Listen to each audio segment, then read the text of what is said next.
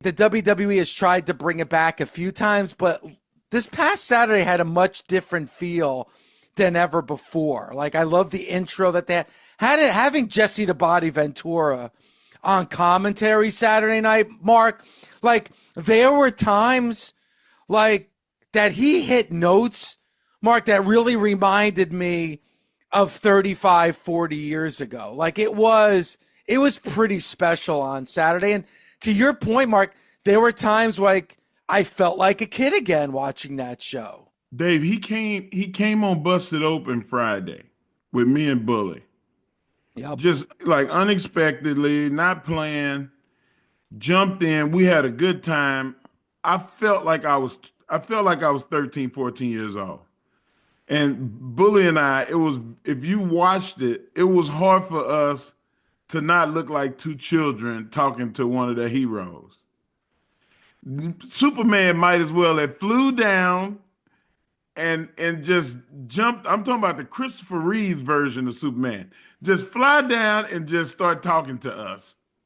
It was crazy. And the thing about it is, like, when you're listening to Jesse Ventura, and then I want to get Bully's take in just a second, because I kind of just, like kids, just jabbing about what we saw on Saturday. Like, Jesse Ventura hasn't done this in a very long time. Like, he's been out of the world of wrestling for years and years and years. And man, and listen, he got a few things wrong. Doesn't matter. He kept calling Kevin Owens Kevin Owen, which is fine. I don't care. But dude, he was on point with a lot of what he was saying, especially in that main event on Saturday night. And he plays that heel commentator so well. And it kind of reminds you that no one has been able to do it quite like the way Jesse Ventura used to do it back in the day. Dave, I think he almost invented or redefined what it was like to be a heel announcer. And of course, like, he was telling Pat McAfee that he made that shirt out of Damien and different things. Like, he's an incredibly smart human. I also judge a debate show called The Green Room, and Jesse has done debates with Hollywood's finest and different people in the world of sports and entertainment. And Jesse won a lot. Like, he is a really brilliant and intelligent human. So coming into wrestling and understanding psychology and good versus evil and the whole dynamic of pro wrestling, he understands it at a level that's kind of Sith Lord like. I mean, the dude he's incredible.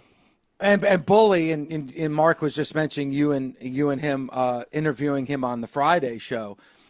Like, it kind of, as I'm watching it, and there were a lot of moments that brought me back to when I was a kid.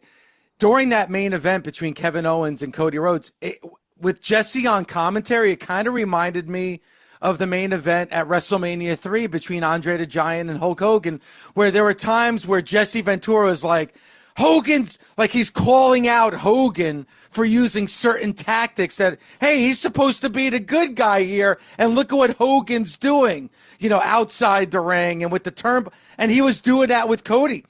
The one thing that comes to mind is with the chair. And Jesse Ventura saying, is he going to use the chair? Is he going to cheat and use the chair to win? That's old school. Just it's always great to see guys that you haven't seen in a long time, and him doing the commentary. And but Bully, it just fits like a glove. It just seemed perfect on Saturday to me. It caused me concern for Cody. Because, having that heel announcer back in the day, Jesse Ventura being a heel on commentary, talking smack about Hogan, like you just said at WrestleMania 3. Hogan absolute Teflon. We know that Hogan is the uber good guy. Jesse's the uber bad guy. Jesse doesn't like Hulk Hogan. Jesse's jealous of Hulk Hogan. Hulk Hogan had the same look as Jesse. Hulk went farther than Jesse, became the world heavyweight champion. Jesse never got there. You could hear the bitterness in Jesse's voice when Jesse talks about Hulk. I totally got it. Jesse starts talking about like that about Cody, and I start going, wow, he's right. and and we've talked about it for a long, and as great of a job as Cody is doing right now, and there's a lot of things to peel back today. I mean, did you notice the amount of kids in the arena in Union at the National Coliseum? Bully, it was before the show even started, kids again dressed like Cody with the Cody. You know what? It was the first time I think I've seen this in a very long time. A lot of kids like holding up their Cody action figures. Don't want to go down too much of a path over here. But, okay. You know, Cody doing such a phenomenal job in the WWE as the undisputed champion. Phenomenal job with the kids. The kids bring the grown-ups. Everybody's spending money, yada, yada. But I've always talked about Cody is just one thing away from making you think differently about Cody. If Cody has any type of a slip up, or if a heel announcer like Jesse Ventura points out to us that Cody isn't exactly the good guy that we thought he was, it's not going to take much. And I could see this happening when Jesse was saying it. I pictured it in my mind like a 10, 11, 12-year-old kid going, yeah, Mom, yeah, Dad. Why did Cody use the chair? Just enough seed of doubt right there. And because it's Ventura, and because he's credible, and because of his history, we're going to want to believe him. And for the Cody haters out there, Jesse Ventura saying that stuff is just more for them to jump on and to harp on. Go ahead, Dave. A couple of things. One, to your point, that's the one thing that's definitely changed from Jesse Ventura doing commentating in the 80s to doing commentating in 2024. It's a different type of fan, or there's a portion of a different type of fan that you didn't have in 1987. The other thing, Mark, and this is the brilliance of Michael Cole, to Bully's point, Jesse Ventura was saying, is he going to use the chair? Is he going to cheat and use the chair? What did Michael Cole do? Immediately said, yeah, but he didn't bring that chair into the ring. It was Kevin Owens who brought that chair into the ring.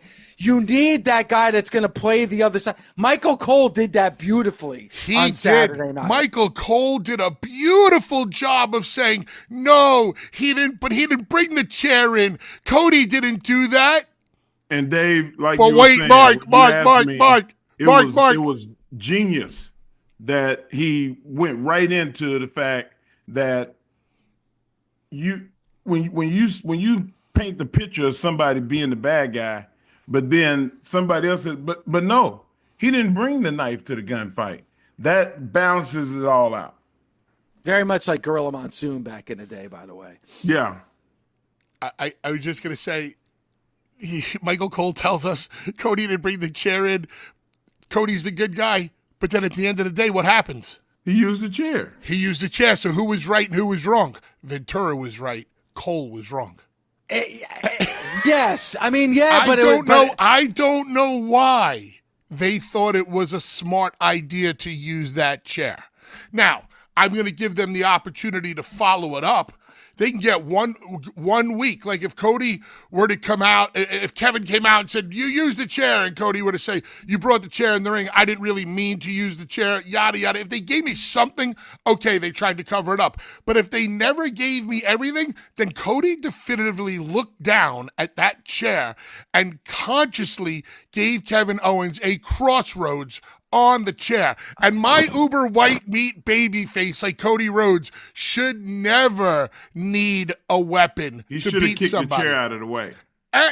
Thank you, Mark. He should have kicked the chair out of the way. And if they were trying to protect Kevin, Mark, the beauty of us being able to see Dave's face, the nation can't see Dave's face, but we can. And I Yeah. love when you can see us talking, his wheels turning, and he's like, these son of a bitches, they're right. Anyway, Well, hold I on. thought of it at the same time. I thought about it at the same time you did. Go ahead. So Cody should never have used the chair. Why does the babyface need to use the chair? And if they're protecting Kevin Owens, what they're telling me is that Cody's regular finish is not good enough to beat Kevin Owens, that he needed to do it on a chair. Bully, I can't disagree with you. Like I was surprised that they went that way too. And listen, you might have been able to get away with it if Jesse Ventura wasn't on commentary.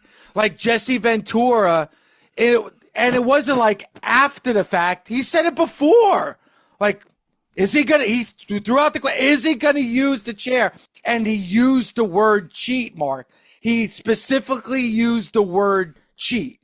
But the common fan, Dave, if they see you do something where if the turnbuckle was exposed and Cody saw it and went, yeah, and runs him into the turnbuckle, that makes you the bad guy. So you don't always do, hell, I would run him, turn him, and then run him into a regular turnbuckle, let him come out and hit him with something and try to cover him. Like, I want to let you know as a babyface, I'm not going to stoop to that level. Do you guys agree or disagree that Cody looked at the chair and knew it was there? Oh yeah, he knew the chair was there. Yes, Cody 100%. knew what he was doing, yes? Yeah. Yes. I would have a lot less of a problem with this if Cody never knew the chair was there. Now, that takes great timing, placement, smoke mirrors, the whole 9 yards. However, if that chair is there and Cody hooks the crossroads and just gives the crossroads and it happens to be on the chair, I'm a lot more comfortable with that for my babyface. And he reacts like, oh, shit. Right. There was none of that. One, two, and then does it. That's hindsight 2020. But we talk about master's class psychology. Dave, that's what me and Bully are doing right now. Yep. And it's sometimes it's poking a hole in a theory, but what we're doing is stating the obvious of the story of what a good guy versus a bad guy. And this kind of goes back to things I brought up in the past couple of weeks, like Vince Russo has always said, not all good guys do good things at all times. Not all bad guys do bad things at all times. Every once in a while, there's a gray area. So we saw a good guy do a quote-unquote bad thing. Was it a really bad thing? No. But, man, I would have loved if Cody kicked that chair out of the way. And it gives Kevin less to sell if he takes it on the chair, which gives him more credibility to come back and knock out Cody. Yeah, but at the same time, this really does add to the Kevin Owens story. Because Kevin Owens, and we'll get into Drew McIntyre, because I thought what they did with Drew earlier in the night was beautiful. But again, I see where Kevin Owens is coming from. Like, how could you not understand how angry and now it's like, now your Uber baby face is cheating to beat me, and you guys are cheering him. Dave, but it's actually good for Kevin Owens because he can say, and Cody had to cheat to beat me. And then Cody can say, you brought the chair in the ring. He said, I was not going to use that chair. I was going to set that chair up and sit and watch you roll around in pain. He could have said anything. But that's a heel is supposed to lie. And that's the only way that you can fix this is to make Kevin Owens a liar. Well, I think what the story is going to be, and Bully, you mentioned about what we hear from, what we saw coming out of Saturday night's main event, and it really got me thinking about what a genius move it was. Our discussion last Monday was like, I came on with the pink robe and my hair all disheveled, because I was convinced that Kevin Owens was going to win and become the new champion. And you guys are telling me, Bully, I remember specifically you saying, I just can't see them ending the show in that way. It's first Saturday night's main event in a long time. Cody Rhodes is your champion. A lot of kids will be watching. It's going to be on prime time. But what they did is they ended the show with a high, and then immediately when that show went off the air, you had the catastrophic low, which is the package pile driver by Kevin Owens on Cody Rhodes. Something that we haven't seen. I mean, I'm sure there'll be Nation members that call me up and tell me I'm wrong. I don't think we've seen Kevin Owens do a package pile driver since his Ring of Honor days. Like, I don't think, because he's done the stunner, and then before the stunner, he did the pop-up power bomb. But I don't think he's done the package pile driver since Ring of Honor. I could be wrong. Remind me, what type of pile driver did he give Randy Orton? He gave just a regular pile driver. Okay. Yeah, he didn't give the package pile driver to Randy Orton. Gotcha. So I don't think we're gonna see, judging by what we saw with Randy Orton, I don't think we're gonna see Cody Rhodes for a while here. Like, as you should not. I went on social media yesterday and I answered a fan's question in which I said the pile driver and any form or any type of variation of the pile driver should be protected. You're putting credibility on the move. Thus, there's more credibility on the man who gave it. There's more hatred on Kevin Owens for using the package pile driver. There's more sympathy for seeing that picture that the WWE released of Cody in the neck brace. It becomes a big deal move. And when you do a move like that, you set up the potential to have a no-holds-barred match that actually makes sense, where the stipulation makes sense, as we talked about over and over here. One thing I wanted to mention, because we have so much to try to cover, and I really do. I don't want to get bogged down in minutia today. I want to be able to hit a lot of different points about certain aspects, especially this Cody match. But overall, I wanted to ask you guys a question. Saturday night's main event. Do you guys, in your opinion, what was Saturday night's main event? What was that 2-hour show? In your eyes. Just like, I just saw it as an attraction, a special event. Yeah, I thought it was a alternative to what normal wrestling we saw, because it was later and they just did more than they would do on a normal show. I'm going to throw a word out there, tell you how I felt about the show. Let me know if you agree or not. I thought it was a giant infomercial. I don't know if I agree with that. Yeah, I'm gonna back it up. I'm gonna back it up whenever you want. All right, well, want to back it up right now? Throw it at me. So as I watched Saturday night's main event, I noticed a lot of different aspects of just what was going on in the ring, the wrestling. Somebody had done a breakdown of Saturday night's main event and what we actually saw time-wise.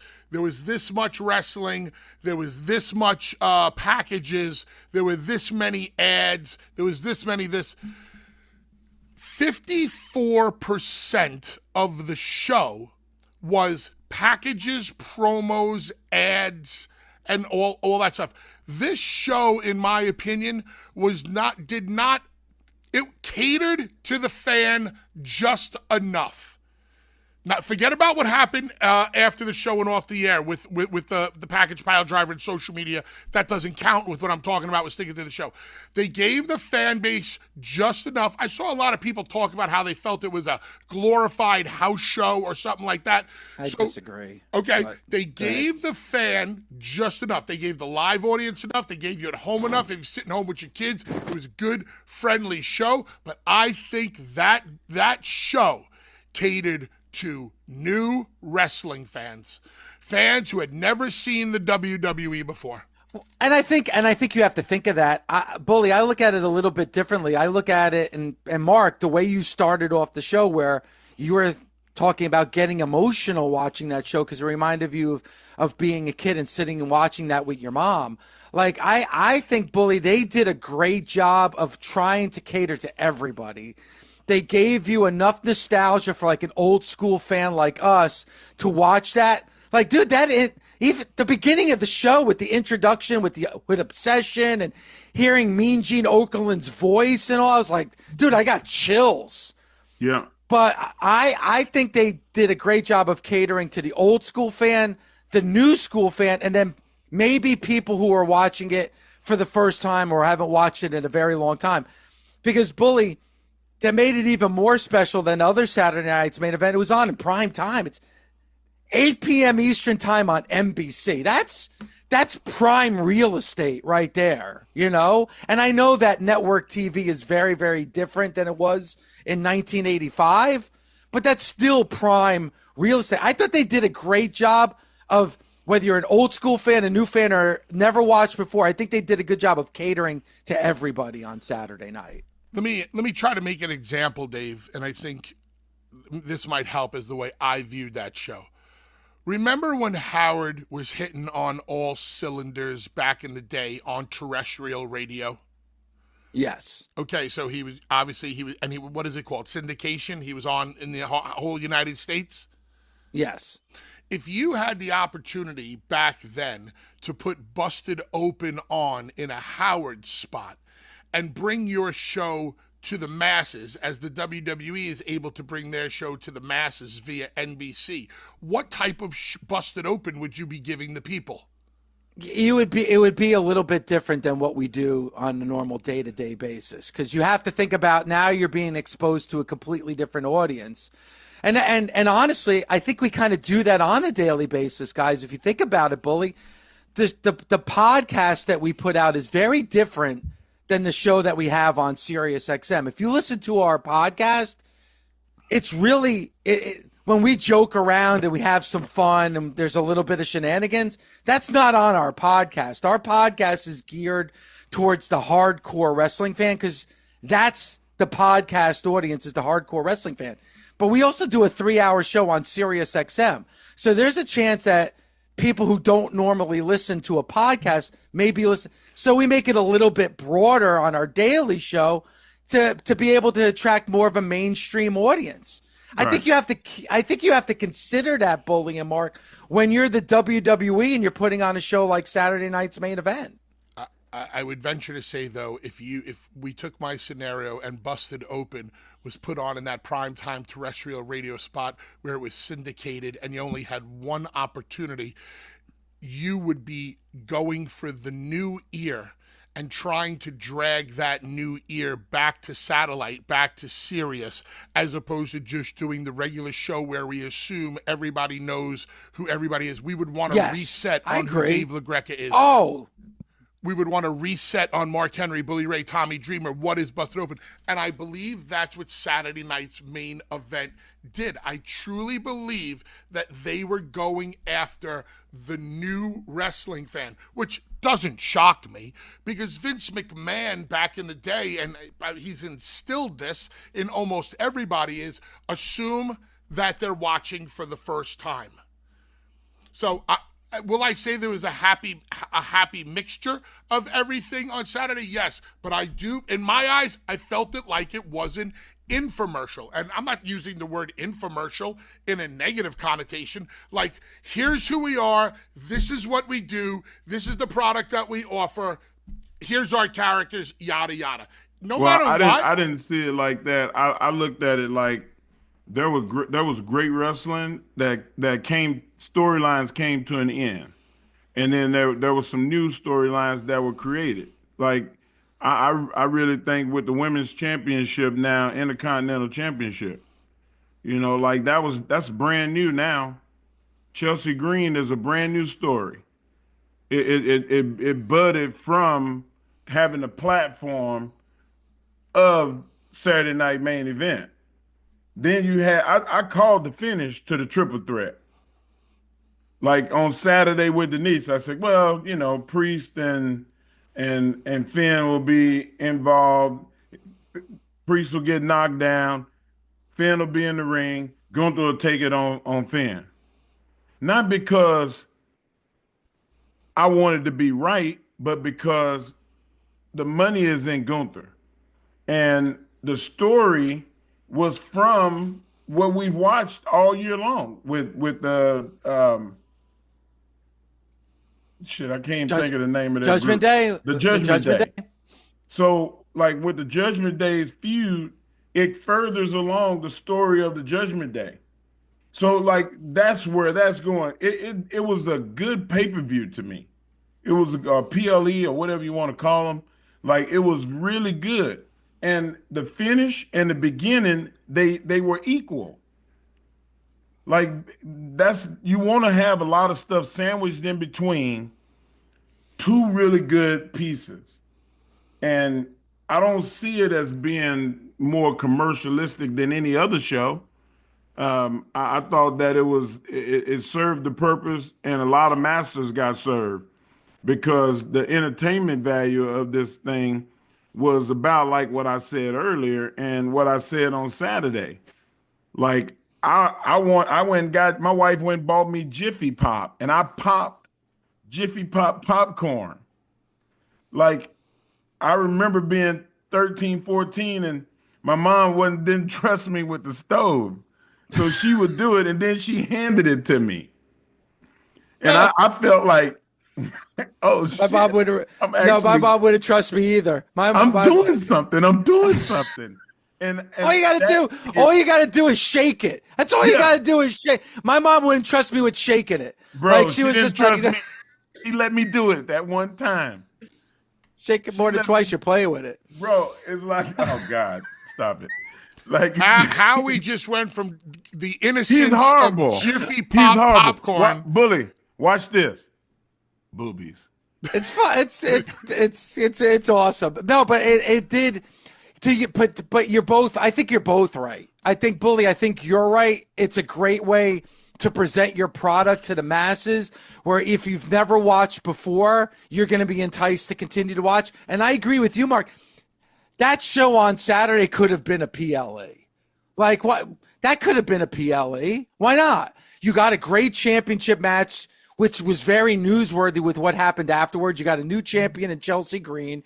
I think the three-way match for the World Heavyweight Championship was the match that kind of stole the show on Saturday and I thought Drew and Sami Zayn was excellent. Like good. I thought they did a really, really good job. And I definitely want to hear from the Busted Open Nation of what they felt. And I'm talking about, there's a lot here because you mentioned about layers. There's a lot of layers with Cody and what happened to Cody after it went off the air on NBC, which believe me, I'd rather, even as a avid hardcore Cody fan, I think would have rather have watched Cody take that package pile driver than watch an episode of Saturday Night Live. Holy shit, does that show suck? But anyway, so I think my God. Passive aggressive. Dear God. Forget about like what Jesse Ventura was saying during the match. How about when Jesse Ventura was introduced at the beginning of the show? And he was, and Joe Tessitore said that, Jesse would be calling the main event with Cody Rhodes and Kevin Owens. And Jesse Ventura saying that when he first met Cody, he didn't believe that he was Dusty's son. I mean, Cody's all cut up. He's got the abs. That's not the way Dusty looked. But he knew it was Dusty's son as soon as Cody opened his mouth because of his ego. He goes, the ego reminded me of his father, Dusty Rhodes. I was like, wow. Jesse Ventura right off the bat taking shots not only at Cody, but Dusty. Like pretty crazy. Pretty crazy. But that's Jesse Dave. That's him from our childhood. The reason that we love Jesse so much is how quick he was, and he didn't hold his punches. He let you have it. And it was really, he wanted you to think that he was going to say one thing, but he really said another, is what he did. Because he was like, as soon as he opened his mouth, I went, is he going to say something about the lift? But he didn't. He said the ego. He got it. He got you. He did that just to entertain himself and to entertain the people that know. Dave, when Kiss first got back together in 1996 and put the makeup back on and do the return tour, all I wanted to hear was Detroit Rock City, shout it out loud, Beth, and rock and roll all night. Give me what I know. Give me the hits. This is the first time we've seen Jesse the Body Ventura in 40 years. Give me the hits visually, give me the hits verbally, and that's what we got from him. And he looked good too. I got to tell you, with the hat and like with the boa, like he looked great. I was popping so big because when Joe Tessitore brought out Jesse was playing to the people and completely forgot about the millions at home on TV. Jesse turned his back to the hard camera and he was like, damn it, I'm getting my pop from these people. Then Tessitore had to remind him, all right, Jesse, let me get you to turn around over here and look at the camera. But that's what being away does to you. You miss the pop. You miss the response. You miss being able to see the fans. So that's Jesse's first time being in front of fans in forever, and you just want him to look down the barrel of the camera, and he was like, to hell with this, I gotta look at the people. All right, we'll get to the package pile driver a little bit later on, because a lot happened once they signed off and you were able to see it. It was all over social media once that show was over, what happened at the Nassau Coliseum. But let's talk about the match itself between Cody Rhodes and Kevin Owens. One thing I thought was interesting was outside the ring on the table. What do you guys think about Cody Rhodes using the RKO on Kevin Owens? Like, you know, that a little bit of a tip of the cap to Randy Orton, who's been a mentor to Cody Rhodes. But is there anything you thought of when you saw Cody Rhodes use that RKO on Saturday night, Mark? Go ahead, bud. I'm sorry, Mark. I wanted to chime in and go, Dave, what makes you think that he used an RKO? He used Cody used the RKO on Saturday. Why do you think he used an RKO? I didn't see an RKO. What did you see? You saw Randy Orton's RKO? That's what I saw, yes. I saw DDP's Diamond Cutter. Okay, but that being said, what did the commentator say? They called it the RKO. That's what commentary wanted you to believe, but I don't when I watch that, I'm like, okay, DDP Diamond Cutter as opposed to Randy. But they wanted you to believe RKO, so that's what they pushed. I'd love to hear from Cody. What move did you use? Yeah, I would love to hear from Randy Orton when we see Randy Orton. I was just under the impression that he was like, this is for my guy who you sent home with the pile driver. I like it. I like it. And I thought it was the RKO. Okay. I like it, Mark. All right, now let's get to the end, because that's what everybody's talking about. I went back and watched. Go ahead. Stop. It's one of those things again. It's a beauty is in the eye of the beholder. I see one thing, you see something completely different, and that don't make nobody wrong. Thank you, Mark. It doesn't make anybody wrong. Go ahead, Dave. Now let's get to the end, because I just watched it again during the commercial break after I did that beautiful read for the wine. I went back and I watched Total Wine and More, Bud Lights. For everybody. I'm a big fan of the and more. Yeah, because the and more could mean anything. Could mean anything. I've been driving past this grocery store for 30 years down here in Asbury Park. The name of this store is Meat and More. Now, I've never been in the store before, Mark, but I know they sell meat. But for 30 years, I've been so intrigued by the more.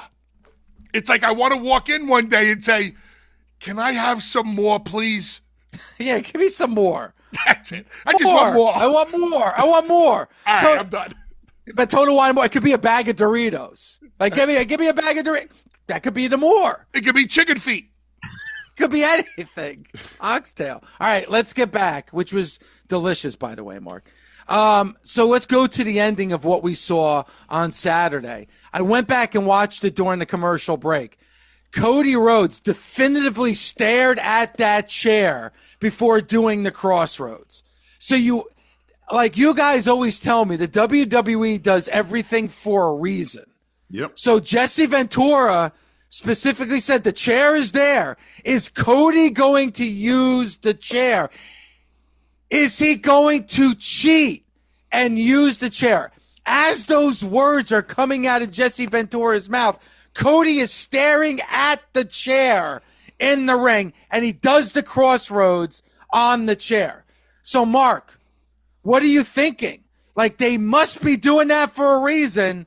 They must, like Bully said earlier, the seed has been planted. And I'm wondering why specifically he didn't kick that chair out of the ring and he did the crossroads on that chair. I'm going to tell you why. Because Cody said before that there's a line that he wouldn't cross. There was a line that Kevin wouldn't cross. And he said, you won't do it. He said, and I don't care to do it. But the line got, Cody crossed the line. He did it first. And what happened at the end after everything was over with? Kevin said, pile driver. Oh, yeah? I won't cross the line? You picked Roman Reigns because you knew Reigns would do whatever it took? Okay, I'll show you ass. And he said he gave him all he can get. So you asked for it and you got it. And it's all going to come out because that was the whole point of it. I wish leading up to this we would have heard from Kevin Owens tell Cody to his face, I'm going to pile drive you. I'm going to do the same thing that I did to your friend Randy, only this time it's going to be worse. I would have loved to, in order to prove murder in the first degree in a court of law, you have to prove that this is premeditated. You knew without what you a shadow of a doubt. Correct. You knew what you were doing beforehand. You knew what you were doing during. You knew what you were doing after. Completely conscious of every last step. I wanted to see that from Kevin Owens. I wanted to see Kevin know, this is what I'm going to do to you. If I get the opportunity, this is your fate, and your fate will be worse than what happened to Randy Orton. Then you get the finish of the match. You don't think it's going to happen. Then the aftermath lives on social media. The great thing about, one of the things that I love about Cody and Kevin is the meat, in my opinion, the meat of Cody and Kevin has only lived on social media. For the most part, I agree with you. And now, because of the way they did it, they didn't go too heavy on NBC. They gave you just enough. The champion wins. Remember, infomercial. This is Cody Rhodes. This is our champion. Our champion won. Tune in to Monday Night Raw or SmackDown or any other WWE program to see him again. Boom, off the air. Now we know so many of our fans are on social media. Now we're going to take it to the next level with the story. So they do it on social media. Now they get to replay it tonight. And I'm sure they're going to replay that tonight. I'm sure those images are going to be emblazoned in our brains. I think the WWE, wonderful job of giving what you needed on TV and then following it up on social media, because Cody and Kevin's real stories are being told on Twitter. Also, we left out something, and it's something that we're just leaving out like it didn't happen, but it did. And that's the first time that we've seen Triple H get physical with somebody since he had his issue. I don't think we're leaving it out. I just don't know if we've gotten there yet, guys. Okay. I definitely want to talk about it. Like we got to talk about that because he physically put his hands on Kevin. And I thought it was like, whoa, wait a minute. Like, stop it. If Kevin punches you back, is he within his right? Because you only got one time to fucking put your hands on me like that. And part two of my killing spree starts. So I mean, he aggressively, he pushed him in the throat. Yes. You can push me in the chest. You can put your hands out like, whoa, stop, Mark, stop. But you can't extend, no, sir.